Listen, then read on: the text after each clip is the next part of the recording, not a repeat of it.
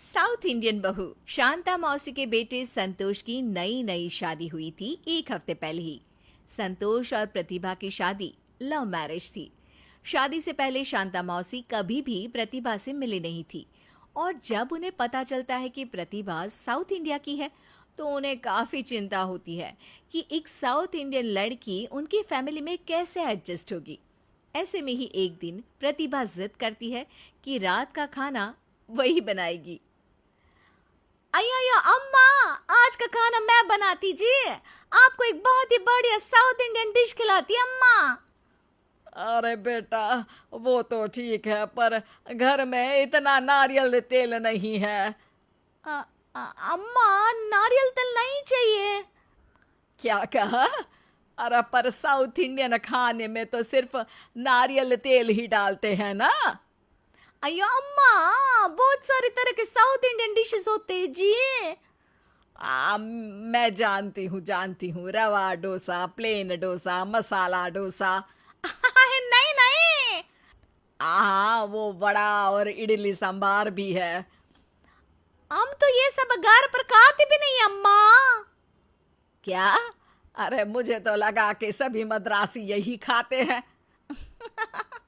मैं मद्रासी नहीं अम्मा, मैं केरला से हूँ, केरला। करेला से? अरे काफी कड़वी जगह लगती है। तो तुम वहां मद्रासी नहीं बोलते क्या? अरे नहीं ना अम्मा, हम मलयालम बोलती जी। मुलायम बोलते हो? अच्छा ठीक है, कम से कम भाषा तो मुलायम है। अयो अम्मा, आप ना मेरे हाथ का खाना एक बार खा कर देखिए। अरे बेटा हमें बख्श दो। ये कभी करेला कभी मुलायम, अरे पता नहीं क्या चल रहा है इधर। इस डिस्कशन पर प्रतिभा काफी परेशान हो गई थी और उधर शांता मौसी अपनी साउथ इंडिया की सारी जानकारी 1990 की बॉलीवुड फिल्म से लेकर बैठी थी। संतोष के सुबह सुबह काम पर निकल जाने के बाद पूरे दिन प्रतिभा और शांता मौसी साउथ इंडिया और नॉर्थ इंडिया पर लड़ते रहते। कुछ एक ही महीना हुआ था अभी शादी को और प्रतिभा इतनी परेशान हो चुकी थी कि उसने ये ठान लिया कि काम से जैसे ही संतोष लौटेगा वो उससे इस बारे में बात करेगी। आयो संतोष, तुम सुन रहे हो ना मेरी बात? हाँ भैया, मम्मी कितनी क्यूट है यार। अरे बाढ़ में गया तुम्हारा क्यूट। क्या तुम माँ जी से बात करोगे कि नहीं करोगे? अरे लेकिन क्या बात करूं, उन्हें अभी बच्चों की तरह सब शुरू से तो नहीं सिखा सकता ना मैं। थोड़ा एडजस्ट कर लो प्रतिभा। वैसे भी मम्मी जी तुमसे बड़ी है, थोड़ा कुछ सुना दे तो इतना बुरा नहीं मानना चाहिए। संतोष, तुम कोई काम का नहीं जी।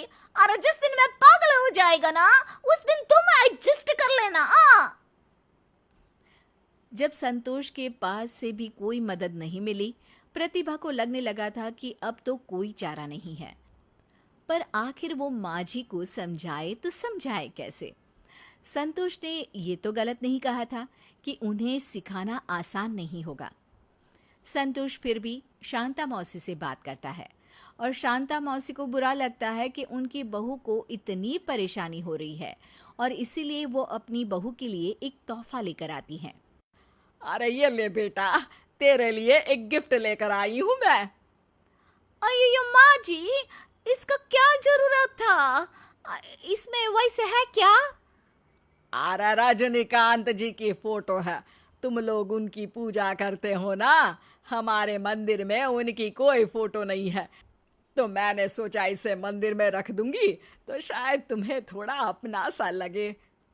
ये सुनकर प्रतिभा का मुंह किसी रेलवे टनल की तरह खुल गया था और पीछे संतोष हंस रहा था। प्रतिभा को समझ में आ गया था कि अगर कुछ करना है तो खुद ही को करना पड़ेगा। इसी बात पर प्रतिभा को एक आइडिया आता है। अगले दिन जब शांता मौसी उठती हैं तो देखती है कि पूरे घर में सचिन की फोटो लगी हुई है। अरे ये किसने किया? मैंने किया माँ जी। आप महाराष्ट्रियंस भी सचिन तेंदुलकर की पूजा करते हैं ना जी, इसीलिए आज सुबह सुबह ही मैं मार्केट जाकर ये सब लेकर आई। चलिए खाना खा लीजिए। अरे बेटा मैं बना लेती। अरे अब टेंशन मत लीजिए ना अम्मा, पूरा मराठी डिश बनाया है। ये लीजिए वड़ा पाव, दोपहर के लिए मिसल पाव और रात को भाजी पाव। आज तो सब मराठी खाना ही मैं बनाया जी।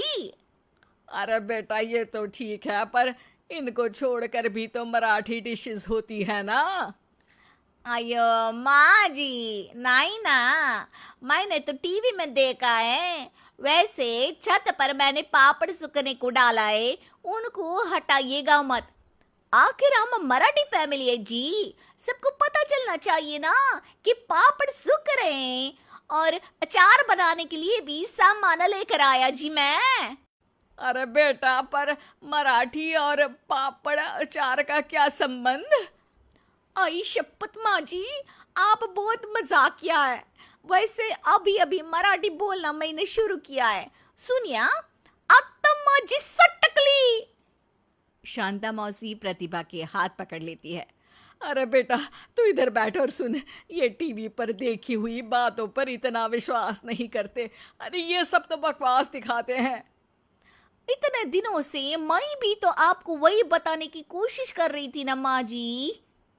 शांता मौसी को समझ में आता है कि टीवी पर चीज़ों को बड़ा चौड़ा कर दिखाया जाता है और उन पर भरोसा नहीं करना चाहिए। शांता मौसी कसम खाती है कि दोबारा हिंदी फिल्मों से अपना ज्ञान नहीं लेंगी और किसी को भी जज नहीं करेंगी।